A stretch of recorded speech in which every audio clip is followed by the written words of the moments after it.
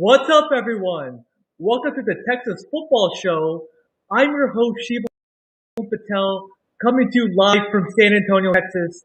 I'm a UT alum, having graduated in 2019 and grew up a huge Longhorns fan. I'm so excited that we're right here to finish spring practice. We're in a new era in Texas football with the head coach Steve Sarkisian, who got hired from Alabama, and the spring game was last Saturday, and I was able to attend the spring game, and it was just feels really good to be back in the stadium to watch some live football. All the fans are very enthusiastic. The players look pumped to play in front of the crowd, and it was just a great all-around day for some Longhorns football. So in this episode, I'm going to be recapping the spring game, some observations that I saw of both sides of the floor, of both sides of the field, and then of course, the quarterback battle is the most anticipated. Who's going to be the starting quarterback? Hudson Card or Casey Thompson. Then at the end of the show, I'm going to be talking about the Longhorns in the NFL, who, tonight is the NFL draft, and we have some prospective Longhorns that have a great chance to be picked tonight. So I'll give you kind of my projections and scouting report where I think they will be picked. But first, let's start with the spring game. So the orange team beat the white team 20-12. In the first series for the orange team, which is the first team offense, and Casey Thompson was the quarterback, they looked really good. They scored a touchdown in 9 plays, 70 yards. Bijan Robinson looked like he was in midseason form. He did not lose any steam. He had a nice run for a touchdown. It was about a 5-yard run. He juked out Deshaun Jameson and Brendan Schooler. And he also had a very nice day with 81 all-purpose yards, 54 yards rushing. And I love that Steve Sarkisian is using him in all facets of the game, whether it's handing him the football and also in the throwing game too. Multiple times, Casey Thompson threw out to Bijan Robinson out in the flat and let him, get to work. And he's such a great athlete, really quick and elusive, where he can get into open space and get those extra yards. So he's being utilized the right way. And I expect him to get heavy touches this year because he is right now the best player, on the offense. And he is going to be the focal point of this offense. I think under Steve Sarkisian, they're going to be a run-first team. I know we hear the saying, all gas, no brakes. And, Steve Sarkisian loves to throw it deep, as you saw in the national championship with Alabama. But I think it's all going to start with Bijan Robinson. I think early in the season, when Texas had some really tough games, they had to play against Louisiana, they had to play against Arkansas. I think they're going to try to get the running game established and then force the defense to fill in the box and put more than 8 guys in the box. When that allows you to put them to sleep with the running game, with the intermediate game, and it forces them to respect that, and then you can get the matchups on one-on-one on the outside. You can get the go routes with your speedy wide receivers, and they have favorable matchups one-on-one on the island against a corner. So I think he's going to try to, establish the passing game by getting the running game going and really forcing the defense to kind of guess where they're going to be, attacked. And I think that's going to make this offense very multifaceted. Of course, we know the spring game is very vanilla. Coaches never show anything, in the spring game. And especially since Steve Sarkisian is his first year, with the Texas Longhorns. And, we know how much of an offensive guru he is. And how innovative he is, how creative. He loves to get the ball to his playmakers in space and in the open field. So, with Alabama, we saw a lot of, players being put in multiple positions, whether, Devontae Smith was in the slot, on the outside. You're going to see the same thing. The players are going to rotate a lot. There's going to be a lot of pre-snap motion, a lot of different checks. Also, they love to run that orbit action, which, the wide receiver acts like he's going to go deep, but then does a quick cut and comes back towards the quarterback. And that really puts the, defender in a hard position to, you can't, try to stop them deep. But then if you try to, commit early, then I think it's going to really be tough, for them, to stop. So I think that he has a lot of great plays, a lot of great motions that's going to be really tough for the defense, to stop. And it's going to really be able to open up this Texas offense and make it much more exciting to watch, because we saw under the Tom Herman era that this Texas offense was really slow. They wouldn't have those explosive plays. It would just be boring. It would be predictable. But now under Steve Sarkisian, you're going to go with the model of all gas, no brakes, and really try to score as many points as possible and really try to give the defense as many headaches as possible. So on the offensive end, the offensive line played really well. I was impressed, with their push, up front. The pass protection was, iffy at times, but I think overall, they gave the quarterback some clean, pocket to be able to throw the ball. So I think that was encouraging because right now the offensive line, you have a lot of returning starters back. And I think that's good. That group is going to really need to come together because they're being coached under the right guy. Coach Kyle Flood, who was at Alabama for the longest time, and he's developed multiple first round picks with Alabama throughout his career. He's the perfect, coach to be able to teach these guys technique, how to, leverage your position and how to effectively keep the defense away from the quarterback. So I like the improvement that the offensive line made, in the spring game, and that was really encouraging. The wide receivers, I still didn't see enough, and that's a big concern for this Texas team.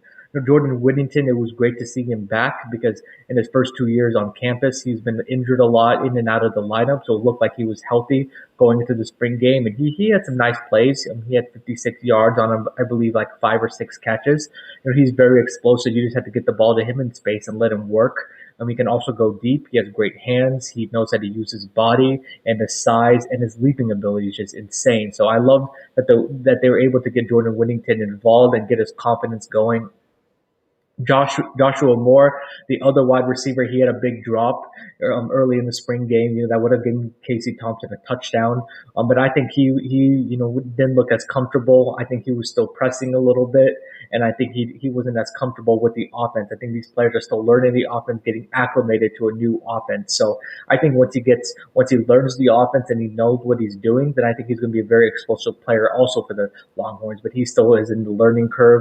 As well as, you're missing, Jake Smith, who's your effective slot receiver. He got injured, the first day of training camp. And then Troy O'Meary, who last year really flashed in fall camp, but unfortunately tore his ACL and missed last season as a true freshman. He's coming back this year. He was wearing that black non-contact jersey because right now, he can't really get touched because he's still recovering. But, he made 1 or 2 plays, but you don't know what you're going to get for him. He's a prototypical receiver with the size, 6'3". He's like 220.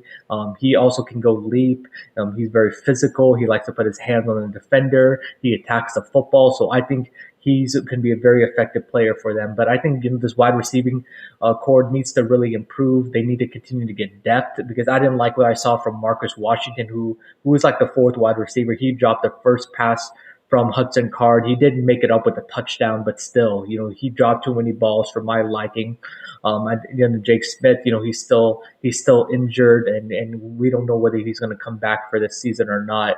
And then, Avante Woodard he's very inexperienced. He's not played as much. So outside of the three main wide receivers, the starting lineup, I don't know if you have as much depth on the receiving end. So that's why it's important for them to really use Bijan Robinson, really use Roschon Johnson, the two running backs in the passing game, because you may have to, because if these receivers struggle to get off of press coverage or they do not have the necessary production needed in order to make this offense go. Also on the offense, I like that they use a lot of 12 personnel, which 12 personnel is 2 tight ends, 2 wide receivers, and a running back. And that effectively gives them enough blockers for when they want to run the football because the 2 tight ends are very physical blockers, but also, they can run a lot of bootlegs, a lot of play action, and it forces the tight end to be able to go in the flat, and it makes it tough for the defense to stop. And so I love that Steve Sarkisian's continue to emphasize, hey, we're going to get our best players out on the floor, no matter the formations, and they're experimenting a lot. And I think you will see a lot of 12 personnel this year because I think that's going to work effectively, especially on the play action, and especially if you get the running game going. So look for a lot of that to happen, as the season progresses and as we get closer to this season. So now let's talk about the defensive end on the floor. So the defense, I think, was the defensive line is, I think, the strong suit of this Texas Longhorns team. I think, they're very deep at the defensive line. Of course, Keandre Coburn, he's 6'4", 330. He just continues to get the push. He's more of a run defender than a pass defender because he usually just eats up the, double teams. I think because he's just so big and so physical, so he's not able to get the necessary stats to be able to, get the sacks. But he's very effective in the run. Teams run the ball away from him because he just eats up blocks. He's physical. He's physical in the point of attack. He's very quick off the line of scrimmage. So I think he's going to be a very effective player. for this, Texas Longhorns defense. Moro Ojimo, he played really well. He's also big and physical, another big body. Alfred Collins, who's very athletic, as we saw, in the bowl game against Colorado. He had these acrobatic interceptions or get his hands up and deflect the passes. So I think he's going to have a big impact.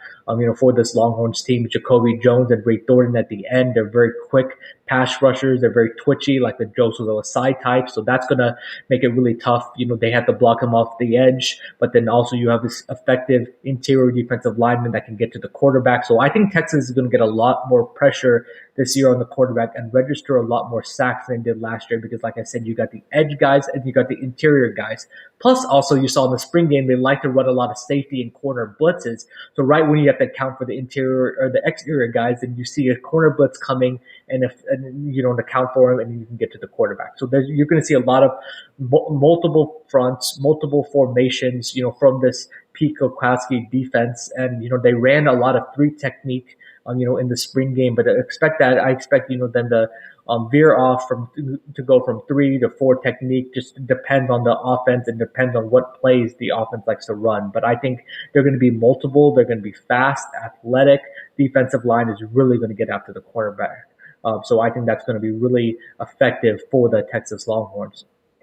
Also, I was impressed with the secondary. So the secondary is you have Brendan Schooler start at one safety, Jarian Thompson start at the other safety, and then the cornerbacks, of course, are Josh Thompson and Deshaun Jameson. So I think, I love the secondary. I think that's going to be definitely a strong suit for this team because, Brendan Schooler just attacks the ball in the air. He's physical. He's not afraid to hit, as you saw in that play with Bijan Robinson, one of the practices in spring training.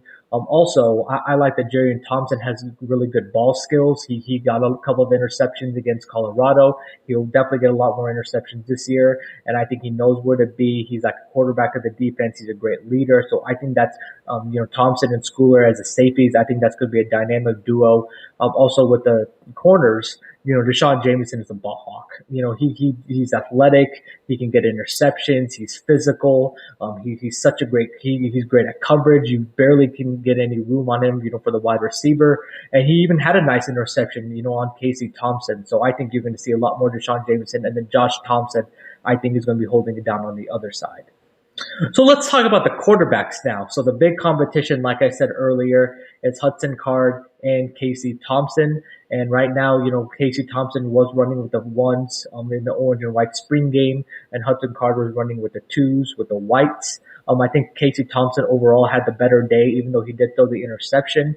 It kind of helped, though, that he had the number one wide receivers within the starting lineup, so he had better players on his side than Hudson Card threw to. But I like that, a couple of times Casey Thompson was faced under pressure, but he was very poised. He was poised in the pocket, and then when he needed to, he extended the plays, and he can throw on the run, and he can throw very accurately on the run. And he threw some darts. His velocity is insane.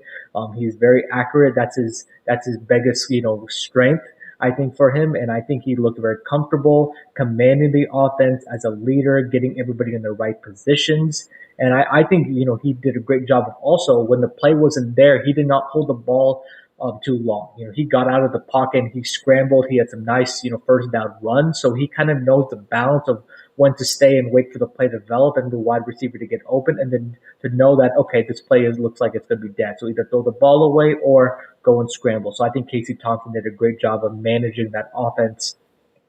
Hudson Card, he's like the shiny new toy. He's a redshirt freshman from Austin, Texas. He's a local kid like Sam Ellenger. He just has all the physical traits. He's tall. He's 6'3". He has multiple arm angles. He also has really nice velocity. He throws a very pretty deep ball, which we didn't see it as much, but he knows how to get the wide receivers in the right position. He is emerging as a leader, but I don't think Hudson Card was as poised in the pocket as Casey Thompson was. I think, when the rush was able to get to him, because again, like I said, he was playing with the second team, so it was the second team offensive line against the first first team defensive line. The defensive line was able to get a lot of pressure on him. I thought, he didn't look as poised. I think he looked a little rattled at first. He did not know where to go, so that resulted in a couple of sacks. But then as the game went on, he started to get more comfortable, knowing how to extend the plays. He also threw on the run very accurately. He threw a nice ball to Marcus Washington for a touchdown. He led a nice drive in the second half, which you like to see from a young guy. That was just a beauty, to Marcus Washington, who was right accurately, right on point. So I think Hudson Card still needs to develop a little bit more. He's still a little bit raw. Casey Thompson is more polished. But you can definitely see the talent, with Hudson Card, and you can see why this quarterback competition is going to go all the way into the fall. I think this is going to be all the way into the first game. Steve Sarkisian is not going to give any clues into who is he going to pick, and I think this is going to go straight to the opener, and we'll see what's going to happen. I personally think it's going to be Casey Thompson because Steve Sarkisian's been saying throughout spring practice that the quarterbacks at times look a little rattled. They're taking too many sacks. They don't look comfortable in the pocket. Well, Casey Thompson's a veteran, and I think he knows what to expect, having played in the bowl game against Colorado last year, and then having played sparingly under Sam. So I think that experience factor is going to lead Casey Thompson to starting at quarterback, for the Texas Longhorns. So we'll see what can happen. A lot of things can change, but I expect Casey Thompson to start. So now let's move on. So tonight is the NFL draft. And of course, there's some great prospects the Longhorns are going to be sending to the NFL this year that I'm very, very excited about. I think it's going to be an awesome draft. So I'm going to go over the prospects, one by one and kind of tell you, the draft position and, their strengths and, going into the draft. So let's start with Samuel Cosby, who I think is going to go the highest, in the NFL draft. He has a chance, to go, later in the second round, possibly late in the first round, early in the second round. And he's still, very raw, but he has all the athletic tools. He has the size, he's great in the open space. He plays, left tackle. He's able to get leverage on the defender really well. He uses his hands really well to, to block the defender from going to the quarterback.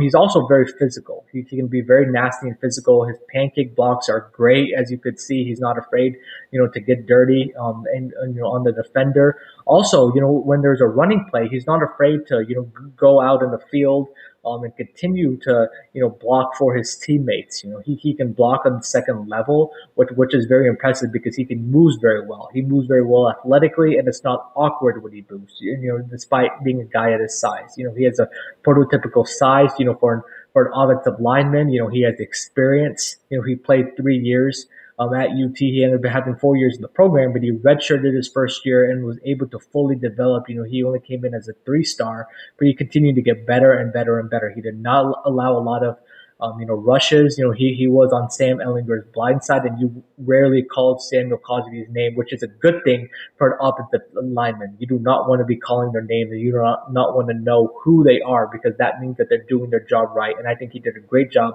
of protecting Sam Ellenger's blind side, and I think he has a very high ceiling.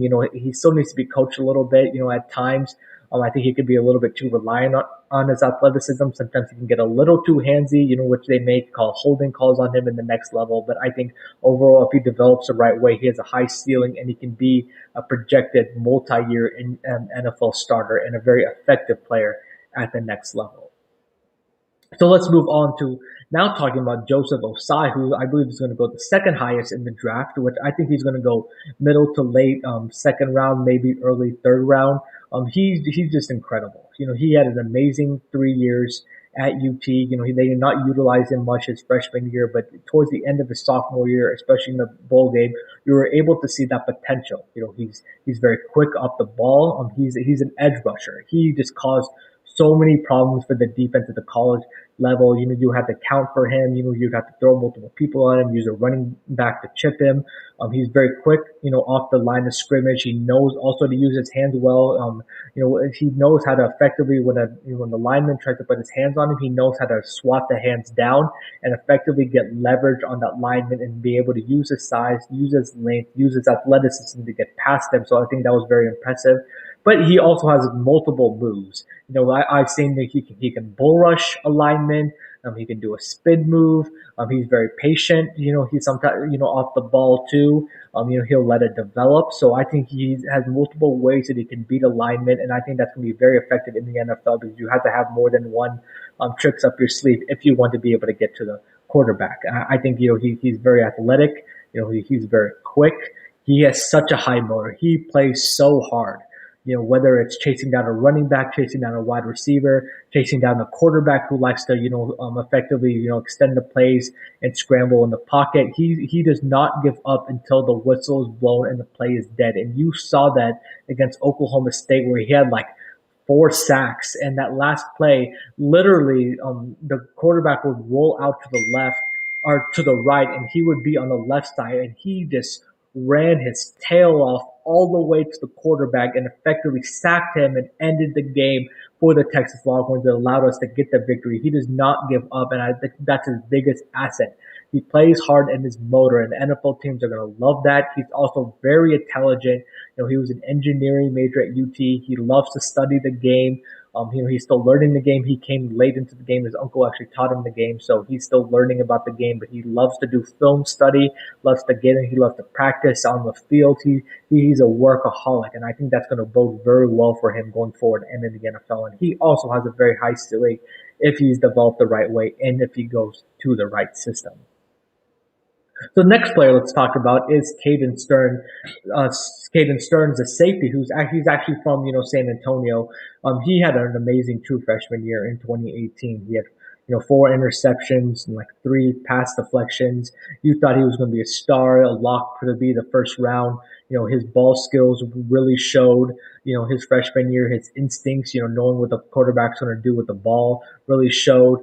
But unfortunately, injuries, racked him of him being an effective player his second and third year. His sophomore year and junior year were racked with injuries. I think he lost some confidence because of his injuries. He really struggled to tackle in the open space, and I think that allowed him to lose some confidence. He wasn't going into the tackle confidently. He didn't improve that his junior year, but I think that overall, if he goes to the right system and he can harness those skills that he had his freshman year, and if he plays like freshman year, Kaden Stearns, he's a first round pick, and he can be a high ceiling, effective NFL player, kind of like Deshaun Elliott, who wasn't drafted but is making such a high impact on the NFL. It's just going to depend on the coaching, where he goes, what team he goes, what kind of defense they play. But overall, he's improved as an open field tackler. Like I said, his coverage skills are a little bit of slacking a little bit. He could improve on his coverage skills. He lets the defender blow right past him, and sometimes he can get a little handsy. But once the ball is up in the air, he can use his athleticism, use his length, use his explosiveness to really attack the ball in the air and get a lot of interceptions and pass deflections. He still struggles with a little bit diagnosing the play once the play started.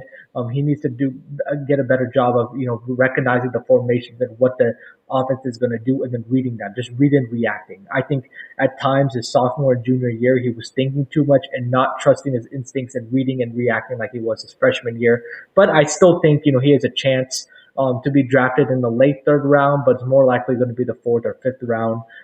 He did interview well, but I think his tape is scaring teams a little bit. And right now he's about the fifth or sixth safety in this class. But I think, he has a chance to be a high quality NFL player. So let's move on to the last player, the quarterback for the Texas Longhorns the last 4 years, Sam Ellenger. The Texas guy, the kid that grew up a huge Texas fan from Austin, Texas. He had a great 4 years, broke all kinds of records for UT, led Texas back to the promised land, winning the Sugar Bowl against Georgia. It was a huge win for Sam Ellenger. He had a great, sophomore year where he put up all kinds of numbers. He had 25 touchdowns to 5 interceptions, threw for a ton of yards. Longhorns had a great season.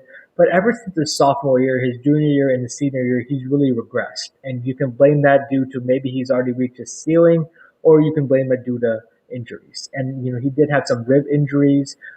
because he would effectively, they would use him in QB power. So he would be running like 10 to 15 times a game. And you see, he's not the kind of guy that just goes down. He'll inflict punishment on the defender. And I think that really took a toll on him. I think that his shoulder, I think, took an effect on that, because he wasn't throwing with as much velocity, not throwing with as much accuracy as he was, in his sophomore year. And I think that pounding that he took running the ball really took an effect on him and really took a toll on him. But I think Sam Ellenger, he's a great player. He can extend plays. He's tough. He's not afraid to sit in the pocket, take the hit, wait for the play to develop. His accuracy kind of fell off a little bit. But look for that to come back, because I think his freshman and sophomore year, he was super accurate. He doesn't have the biggest arm, but he'll get the ball there.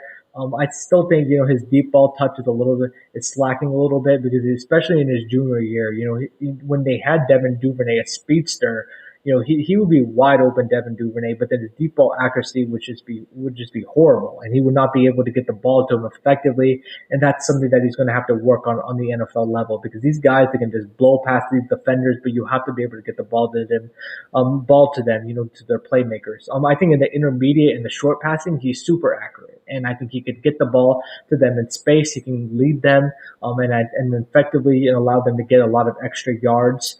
I think, when pressured, that's when he's at his best, because he can stand up in the pocket. He can make some guys miss, and then he's confident enough where he can throw the ball when pressured. And that's oddly enough when he's the most accurate, when he's pressured. But when he has time in the pocket, I think his mechanics, slip a little bit, and that's when you see those inaccuracies. And I think that's the biggest thing. His mechanics are going to have to be worked on a little bit. I think he has a little bit of a slow delivery. He needs to have a quicker delivery, specifically if he wants to be able to get the throws off in the next level. But I think, he still, he can improve. He's a hard worker. I think he could still offer teams the leadership capabilities, because, he's an alpha dog. He commands the locker room, and, he's a team first player. He'll do anything it takes to win. He has all those winning intangibles, which I think a lot of GMs will effectively like. But I think his mechanics and his skill set is slacking a little bit. And that's something that he's going to, under the right QB coach in the NFL, that can really harness the talent that Sam Ellenger has, because he has a lot of talent. He was a big recruit, and he was effectively played well at Texas. I think it's just about harnessing that. And for Sam, unfortunately, I think he's going to go in the 6th or 7th round. Still think he's going to get drafted, but he's going to be a later round quarterback. He did interview well, but I think his ceiling is going to be a backup. I think he's going to be playing backup role most of his career, but that's not a bad role, because look at it. Colt McCoy, was a backup for most of his NFL career, and he's still collecting paychecks. He's still in the league. So that definitely, there is, people there that can effectively be a backup and help the team out, when the team needs him, whether the starter goes down, for him to be able to, step in, get the confidence of the team to be able to lead your team to victories. And I think Sam Ellinger will be a great locker room guy. He'll be basically a coach on the field, coach on the sideline, and I think he'll be an asset for any NFL team that will look to draft him. So again, thank you so much, everybody, for tuning into this episode of Texas Football Talk. I hope you enjoyed all the content you hear. Thank you again. And remember to subscribe to the Patel Pick and Roll Sports YouTube channel, where I'm going to create a playlist of Texas football, which I'm going to be doing a lot more shows. I'm going to be reacting after the draft to, where the Longhorns are going to be selected. The draft is going to be Thursday through Saturday to give my thoughts. Also going to be doing many more videos, on summer practice and leading into the fall camp as we continue to get closer to the football season. It's a very exciting time.